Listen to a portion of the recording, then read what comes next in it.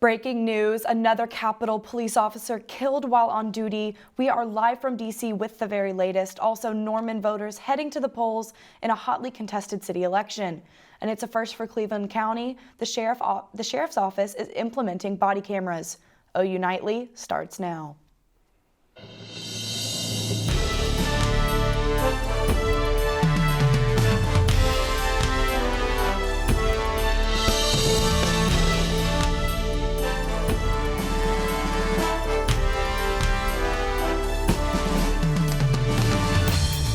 And it is with a very, very heavy heart that I announce one of our officers has succumbed to his injuries. The nation's capital as another Capitol officer is killed on the job. Hello, thanks for watching OU Nightly. I'm Olivia Dague. And I'm Sofia Olivas. We're getting new information from Washington, D.C. right now. We have just learned of the name of the U.S. Capitol police officer killed just a few hours ago. William Evans, known as Billy, died from his injuries earlier today. It happened after a man rammed his car into two officers guarding a barricade outside the Capitol. He was armed with a knife, and we know the police have shot and killed the suspect. Gaylord College at the University of Oklahoma has a D.C. bureau. Our reporter Skylar Tallal is there along with another student journalist who witnessed much of what went on today. Skylar joins us live from the D.C. spot with the latest on this breaking story. Skylar.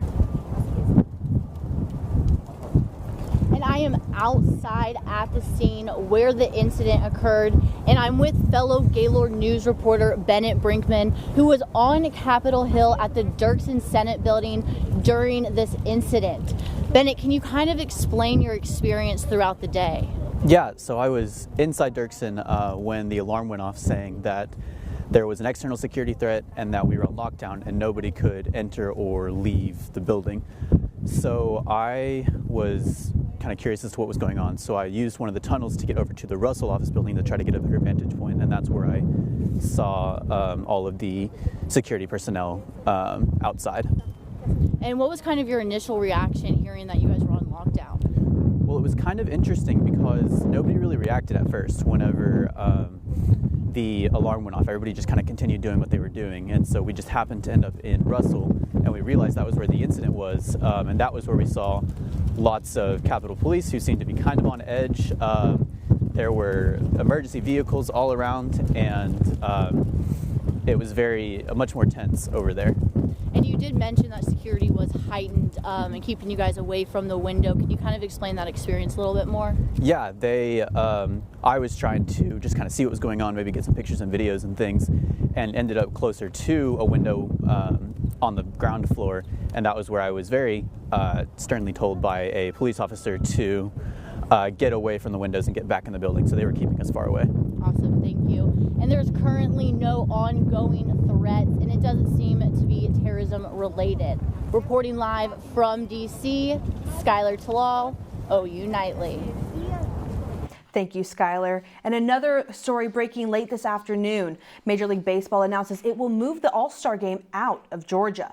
This decision was made in response to a new Georgia state law that has civil rights groups concerned about the potential of restricted voting access for people of color. In a statement released on social media, the MLB said it fundamentally supports voting rights for all Americans and opposes restrictions to the ballot box. The MLB draft will also be relocated, but the new city has not yet been announced. The opening week of the Chauvin trial concludes with two officers testifying. The former officer has been fired and pleaded not guilty to the death of George Floyd. The top homicide detective in the Minneapolis Police Department, Lieutenant Richard Zimmerman, says Chauvin's actions were completely unnecessary and uncalled for. He said they never train officers to put their knee on someone's neck. Zimmerman considers that top-tier deadly force. Witness testimony resumes on Monday. Now, today is the last day to early vote for the Ward 3 Norman elections, and early voting is open to all voters.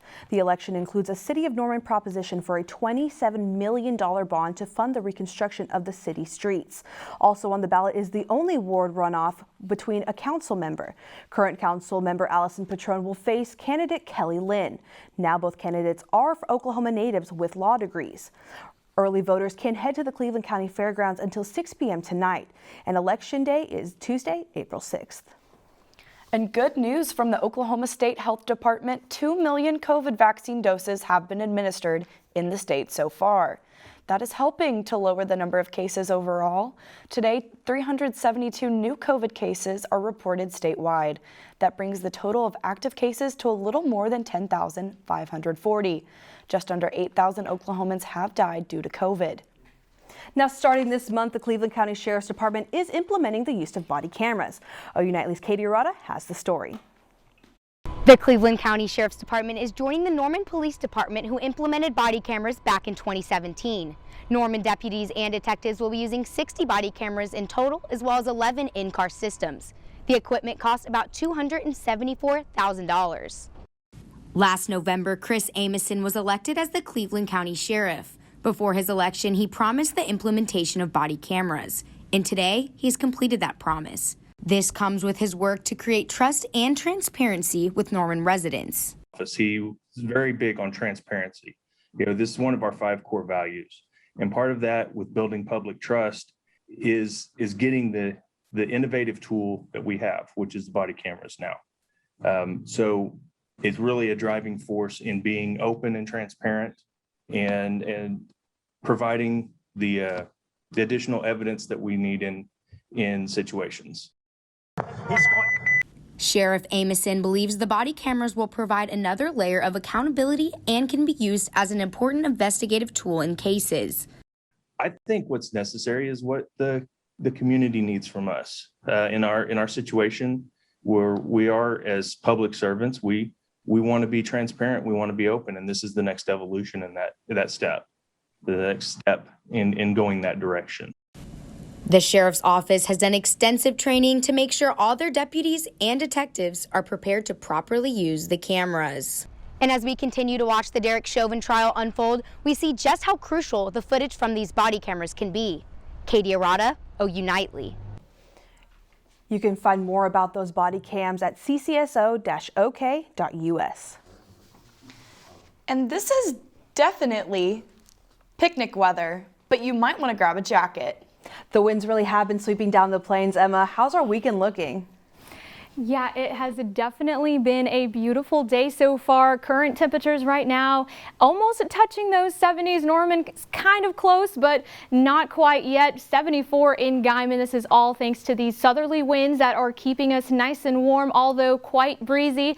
This is going to result in some fire weather conditions. I'll have more details on that, as well as your Easter Sunday forecast and, of course, a warming trend for the next couple of days.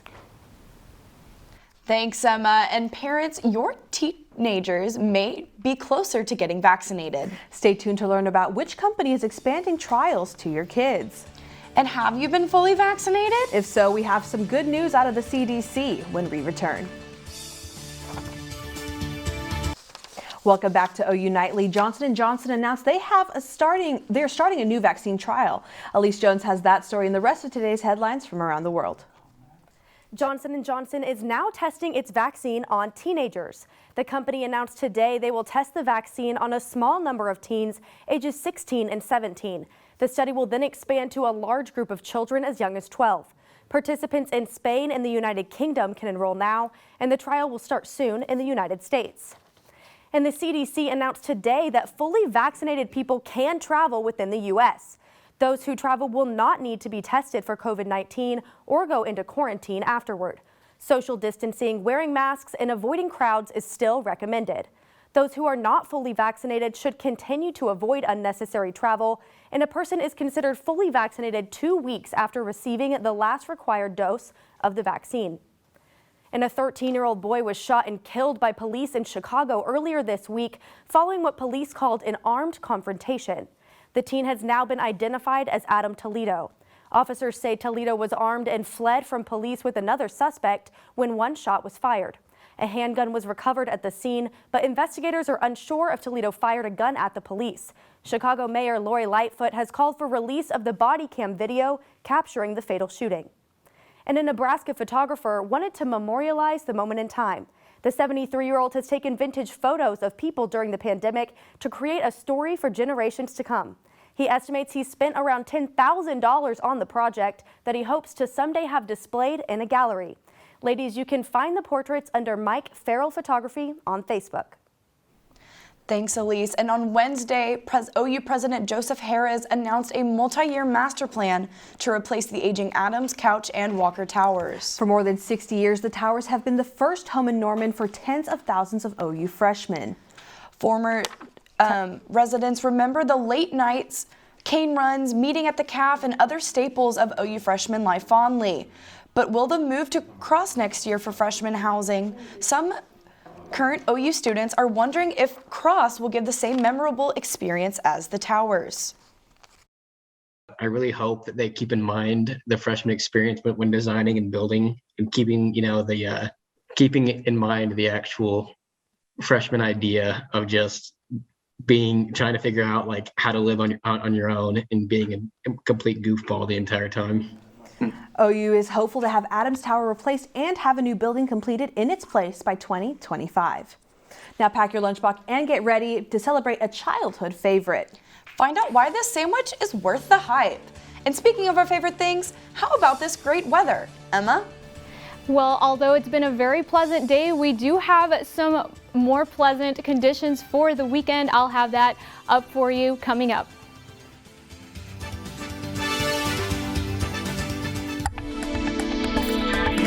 Welcome back to OU Nightly. Taking a live look right now outside our Oklahoma City skyline cam, we see beautiful conditions right now, 67 degrees with winds coming out at 18 miles per hour from the south. This is because we have a fire weather warning right now in these areas in pink. This is going to last until 8 p.m. because they actually have much stronger wind gusts. As you can see, 32 as their wind gusts, and then a little stronger as well towards our northeast here in Norman, 22. So it's just been a very breezy day. Current temperatures across the state trying to reach those 70s here in central Oklahoma. But again, with these warm conditions, these strong winds is going to lead to some fire weather conditions, so definitely keep an eye out for that. This evening though, we are going to cool off into those 50s. Those winds are going to stick around for us as well. But for the Easter Sunday forecast, this is definitely going to be a beautiful day right now. 52 waking up. We're quickly going to warm up into those 70s.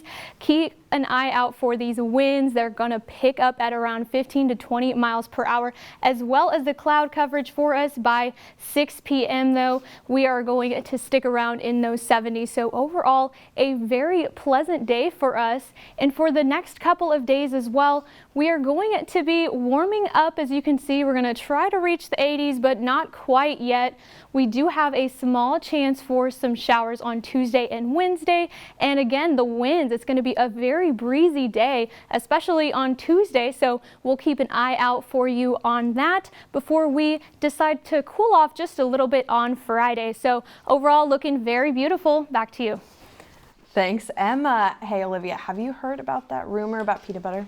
No, never mind. I'm just not really wanting to spread it right now. I'll admit that joke was pretty nutty. It's National Peanut Butter and Jelly Day. Fun fact, the average American will actually eat more than 2,000 PB&Js by the time they graduate high school.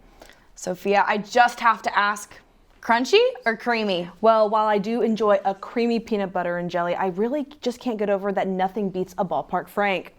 Ben Thomas and the BFS gang has the scoop on all Sooner baseball. Ladies, a lot is happening on the diamond this Easter weekend. And stay tuned as the women's gymnastics team heads down south in hopes of winning their 11th consecutive regional championship.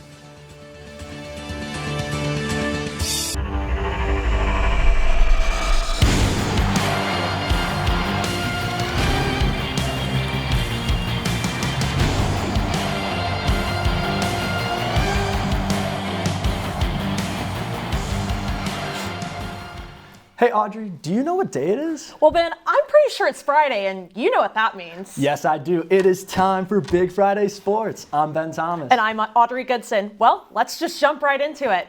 We begin tonight with some breaking news. Oklahoma basketball has its new boss. Loyola Chicago's Porter Moser is finalizing a deal to become the new Sooner head coach. Moser led the Ramblers to an Elite Eight appearance in this year's NCAA tournament and a Final Four in 2018. Moser will leave his current program with 188 wins in 5 straight winning seasons.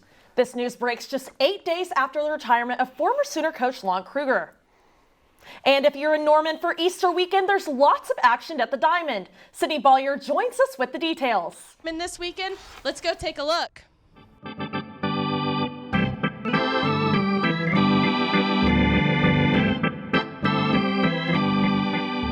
Yesterday, Sooner softball opened up conference play with, you guessed it, another run rule victory.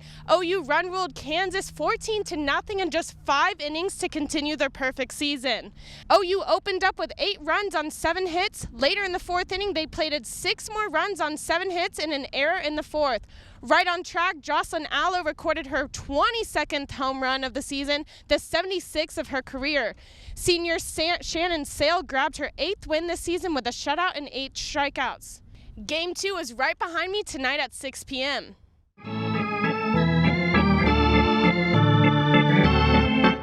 And behind me, Sooner baseball is warming up to open up conference play against 11th-ranked TCU tonight at 6:30 p.m. The team fell 5-4 in their first Bedlam match on Tuesday in Stillwater. They're 13-11 going into their first conference game. Hopefully the Sooners will capitalize on this 9-game home stretch they begin with this series starting tonight against the Horned Frogs. Audrey and Ben, back to you guys.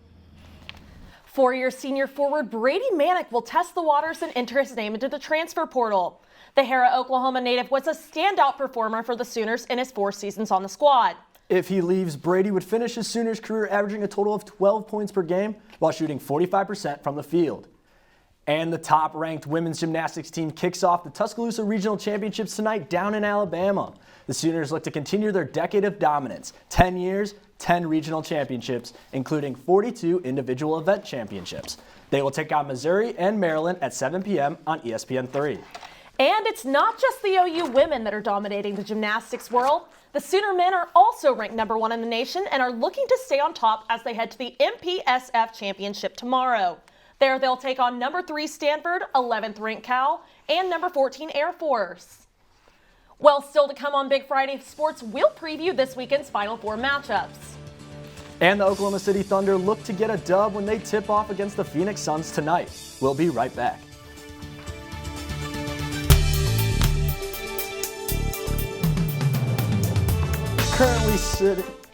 Currently sitting at 20-27 and 13th in the Western Conference, the Oklahoma City Thunder are looking for a win tonight. Kemper Ball has the story. With just 25 games left in this shortened season, the race for last place takes the Oklahoma City Thunder out west for a brief 2-game road trip against some of the best in the league. Fresh off a 4-game homestand that ended with a victory over the Toronto Raptors on Wednesday, the Thunder now turn their attention to Phoenix. The Suns have been one of the hottest teams in the league thanks in no small part to the offseason acquisition of Chris Paul from OKC. The single-season Thunder star has led the Suns, a team that has spent the better part of a decade at the bottom of the NBA standings, all the way to second in the West. With a lineup plagued by injuries, the Thunder will rely heavily on players like rookie Teo Maledon and newly signed center Moses Brown to carry the load against Paul and the Suns.